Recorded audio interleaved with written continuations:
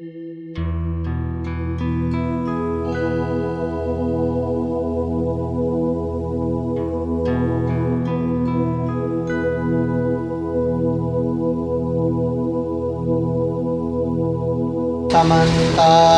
चक्रवालेषु अत्रा गच्छन्तु देवता सादमं मुनिराजस्य शृण्वन्तु सगमुखदं धम्मश्रवणकालो अयं वदन्ता धम्मश्रवणकालो अयं वदन्ता धम्मश्रवणकालो अयं वदन्ता नमो तस्य भगवतो अरहतो सम्मा सम्बुद्धस्य।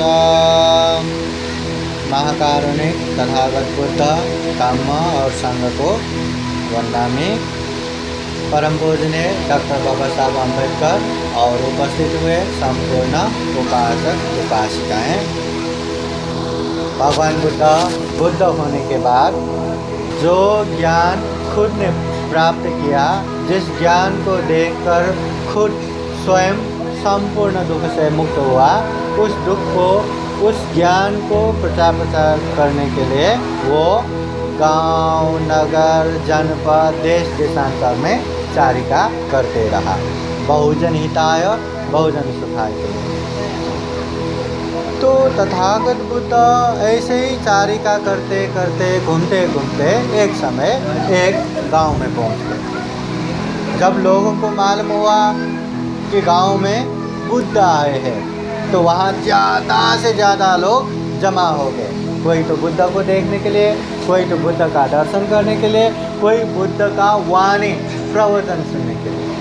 तो देखते ही देखते वहाँ बहुत से लोग जमा हो गए और उन्हीं लोगों में से कुछ लोगों ने बुद्ध से प्रार्थना किया, भगवान हमने आपके बारे में सुना हूँ कि आप तथागत है, महामानव है, महाकारुणिक है, बुद्ध है, और हमने ये भी सुना हूँ कि आपके उपदेश सुनने के बाद लोगों में एक तरह से वैराग्य उत्पन्न हो जाता है। अरे ये संसार दुख से भरा हुआ है और ऐसी दुख से भरे हुए संसार में क्या मौज करना है, क्या मज़े करना है, चलो हम भी बुद्ध के शिष्य बन जाते हैं, हम भी दुख मुक्त राह पे चलते हैं। तो सभी लोग आपके पीछे पीछे भिक्षु भिक्षुनी बन के चलते हैं, सन्यासी बन के चलते हैं। ओ भगवान हमें कृपया करके ऐसी उपदेश ना दे। हमें परिवार भी चाहिए, समाज भी चाहिए, घर ज़मीन भी चाहिए, पैसा भी चाहिए, सब कुछ चाहिए। इसलिए ऐसी उपदेश दो जो घर में बैठ के भी, समाज में बैठ के भी, बिना संन्यास हुए भी आराम से शांति से रह सके, ऐसी उपदेश दे। तब भगवान बुद्ध ने ठीक है करके वैसा ही उपदेश देना शुरू किया। और उपदेश देते देते बुद्ध ने पूछा, है उपासक उपासिकाओं, इस गांव में क्या ऐसे लोग हैं जो दूसरों को दुख देता है, मारता है? तो लोग कहने लगे, वो भगवान ऐसे लोगों की क्या कहना, इस गांव में दूसरों को मारने वाला, दूसरों को दुख देने वाला बहुत है, बहुत सारे पराए।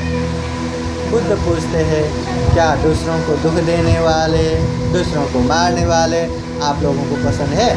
क्या हमको पसंद है?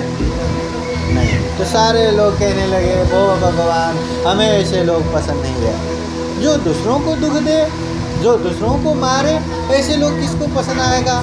हमें तो पसंद नहीं है। तो बुद्ध ने कहा, अगर दुख देने वाले, मारने वाले तुम लोगों को पसंद नहीं है, तो तुम खुद ऐसे काम करते हो कि नहीं? बुद्ध ने पूछा, हम किसी को दुख देते हो, मारते हो? मच्छर भी नहीं मारते, ये छोटी छोटी चींटियाँ, इन लोगों को भी नहीं मारते, किसी को भी नहीं मारते। तो बहुत अच्छा, अगर मारते हो तो ये अच्छी बात है, क्योंकि छोटे प्राणी हो या बड़े प्राणी हो, जान तो एक ही रहता है ना। हाँ, चींटी में एक जान, और बड़े प्राणी में 1000 जान होता है क्या? नहीं, एक ही है। तो मारेंगे तो मारना हो ही गया, दुख देंगे तो दुख देना हो ही गया। कोई एक व्यक्ति आके बिना कारण जान न पहचान आके यहाँ मार दिया तो हमें पसंद आएगा? अरे कितना अच्छा लगा, वंस मोर करके हम यहाँ भी मारो कहेंगे? हम कहेंगे तो क्या करेंगे हम? उसको हो सके तो उसको भी 2 चमाट मार देंगे, 4 चमाट मार देंगे। अगर वो बलवान है तो गाली देंगे, और ये भी नहीं कर सकता तो हम रो पड़ेंगे। मगर पसंद नहीं है ये हम ज़रूर दिखाएंगे। एक बार थप्पड़ मारे वो भी हमें पसंद नहीं, कोई आके हमारा हाथ पैर तोड़े तो अच्छा लगेगा? कोई आके हमें मार दे तो अच्छा लगेगा? तो जो खुद को पसंद नहीं तो दूसरों को मारने से उनको पसंद आएगा? भले ही वो कुछ नहीं कह पाते, है ना, मच्छर, चींटियाँ, छोटे छोटे प्राणी, पर उन लोगों को भी पसंद नहीं आता। इसलिए बुद्ध कहते हैं अत्तानं उपमं कत्वा न हनय न घातय।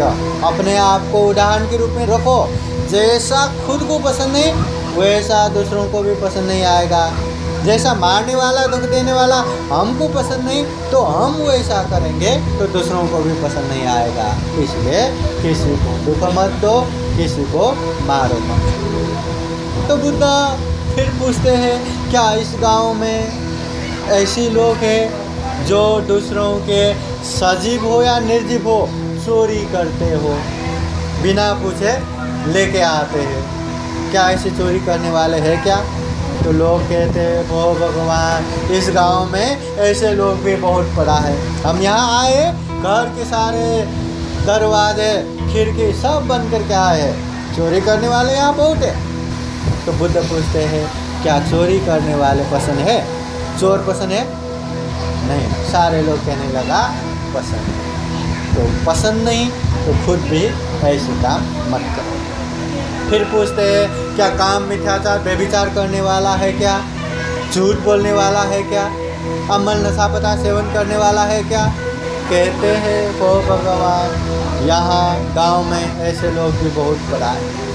बुद्ध पूछते हैं क्या ऐसे लोग पसंद है? काम मिथ्याचार व्यभिचार करने वाला पसंद है क्या? झूठ बोलने वाला पसंद है क्या? नशा पता सेवन करने वाला पसंद है? सारे लोग कहते हैं वो भगवान पसंद नहीं, ऐसे लोग हमें पसंद नहीं। तो बुद्ध कहते हैं जो खुद को पसंद नहीं खुद करेगा तो दूसरों को भी पसंद नहीं आएगा। इसलिए काम मिथ्याचार व्यभिचार ना करो, झूठ खोटा मत बोलो, अमल नशा पता सेवन ना करो। बुद्ध कहते हैं अगर सुख शांति के लिए गृह त्याग नहीं करना चाहते, संन्यास नहीं बनना चाहते, भिक्षु भिक्षुनी नहीं बनना चाहते, घर गृहस्थ समाज परिवार में रह के भी आराम से रहना चाहते हैं तो कम से कम ये 5 चीज़ पालन करो। पानातिपाता वैरमणि, किसी को हिंसा न करो, दुख मत दो। अदिन्ना दाना वैरमणि, चोरी ना करो, बिना पूछे किसी की चीज़ ना लो। कामेषु मिथ्याचार वैरमणि, काम मिथ्याचार व्यभिचार ना करो। शादीशुदा जीवन में कोई दूसरा आएगा तो कितना झगड़ा, कितना कलह और कितना अलग अलग हो जाएगा, है ना। इसलिए अपने बीवी रहते हुए किसी दूसरे लड़की को मत देखो, अपने पति रहते हुए किसी लड़के को आने मत दो। आ गया तहस नहस, अपना जीवन खराब, बच्चों का जीवन खराब, सारे के सारे जीवन खराब। इसलिए काम मिथ्याचार व्यभिचार ना करो। मुसावादा वैरमणि, झूठ खोटा मत बोलो। अगर आप झूठ बोलेंगे कोई भी आपको विश्वास नहीं करेंगे। अगर विश्वास नहीं करेंगे तो आपको कौन काम देगा, कौन काम पे रखेगा? काम नहीं होगा तो पैसा कहाँ से आएगा? पैसा नहीं आएगा तो परिवार का पोषण और घर परिवार कैसे चलेगा, है ना। इसलिए झूठ ना बोलो। सुरा मेरे मद्यपमाद थाना वैरमणि, अमल नशा पता सेवन ना करो। ये अमल नशा पता सेवन करता है ना लोग, हाँ, करके क्या क्या क्या क्या करते हैं, हाँ, इतना चिल्लाना, किसी से भी झगड़े करना, ये वो करते रहते। अच्छा है क्या? नहीं, वो तो बाहर से देखने की चीज़ है, अच्छा नहीं है। मगर जो नशा पता सेवन करता है पहले तो खुद का ही हानि है, जो नशा पदार्थ सेवन करता है उसके शरीर में अनेक तरह के रोग हो जाता है, कमज़ोर पड़ जाता है। और जो कमज़ोर पड़ता है वो कोई काम नहीं कर सकता। और जो नशा पदार्थ सेवन करता है कोई उसे काम भी नहीं देगा, विश्वास भी नहीं करेगा। और उसके लड़के लड़की हो तो सब लोग उसे, उन लोगों को कितना परेशानी करेगा। अरे देखो देखो, ये नशा पदार्थ सेवन करने वाले की ये लड़की है, उसके लड़के हैं, शादी करने की उम्र में भी पहुंच गए तो कोई लड़के या लड़की नहीं देगी, क्योंकि ऐसा पीने वाले की ये लड़का है, पीने वाले की लड़की। जो पैसा है वो पीने में चला जाएगा और जो पैसा नहीं है वो कमा नहीं पाएगा, तो जीवन तो बर्बादी हो गया। और परिवार में भी देखा होगा, जो पीते हैं हमेशा वहाँ लड़ाई चलता रहता है, हमेशा झगड़ा चलता रहता है, कभी सुख नहीं शांति नहीं। ऐसे में कैसे मिल के रह पाएंगे? अगर माँ बाप ऐसा होगा तो बच्चा कैसा रहेगा? फिर बच्चा ऐसा है, सारे के सारे तहस नहस हो जाएगा। इसलिए नशा पदार्थ सेवन ना करो। कम से कम घर गृहस्थ में, परिवार में सुख शांति चाहते हो तो ये 5 शील पालन करो, ये बुद्ध का उपदेश है। देखो, देखने में कुछ भी नहीं है। हिंसा ना करो, हत्या ना करो। क्या बिना हत्या किए हम जिंदा नहीं रह सकते? क्या रह सकते? चोरी ना करो। क्या जीने के लिए चोरी करने की बाध्यता है क्या? बिना चोरी किए बिना हम रह नहीं पाएंगे? रह पाएंगे। काम मिथ्याचार व्यभिचार ना करो। क्या व्यभिचार करना जरूरी है? काम मिथ्याचार करना जरूरी है? झूठ ना बोलो। क्या झूठ बोलना जरूरी है? अगर हम झूठ नहीं बोलेंगे तो हम जिंदा नहीं रह पाएंगे? रह पाएंगे। और अमल नशा पदार्थ सेवन ना करो। नशा पदार्थ सेवन नहीं करेंगे तो हम भूख से मर जाएंगे क्या? जिंदा नहीं रह पाएंगे क्या? फिर आराम से पालन कर सकते हैं और हमारे जीवन में कुछ भी हानि नहीं होगा, कुछ भी परेशानी नहीं होगा, उल्टे ज़्यादा से ज़्यादा हमें फायदा होगा। लोग हमें विश्वास करेंगे, काम बनेंगे, काम देंगे और भी परिवार मजबूत बनेगा। आर्थिक रूप से, सामाजिक रूप से, मानसिक रूप से, हर तरह से मजबूत बनेगा, हर तरह से अच्छा बनेगा।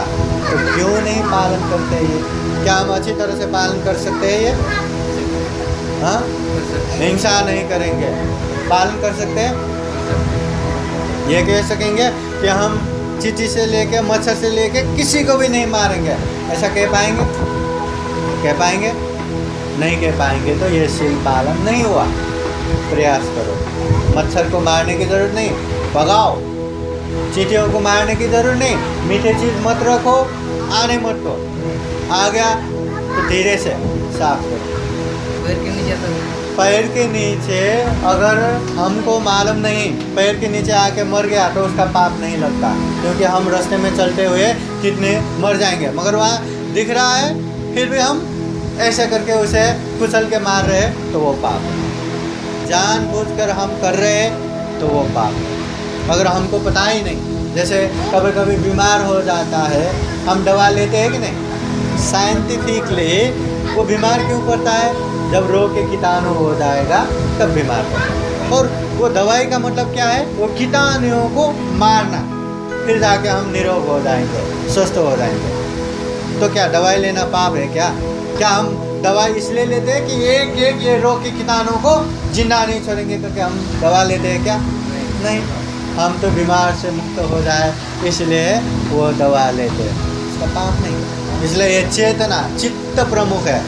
कोई किसी को लूटने के लिए छुरा मार देता है, मर जाता है। कोई बीमार है, डॉक्टर उसको ऑपरेशन करते करते हुए भी मर जाता है, वहाँ भी मर जाता है, यहाँ भी मर जाता है।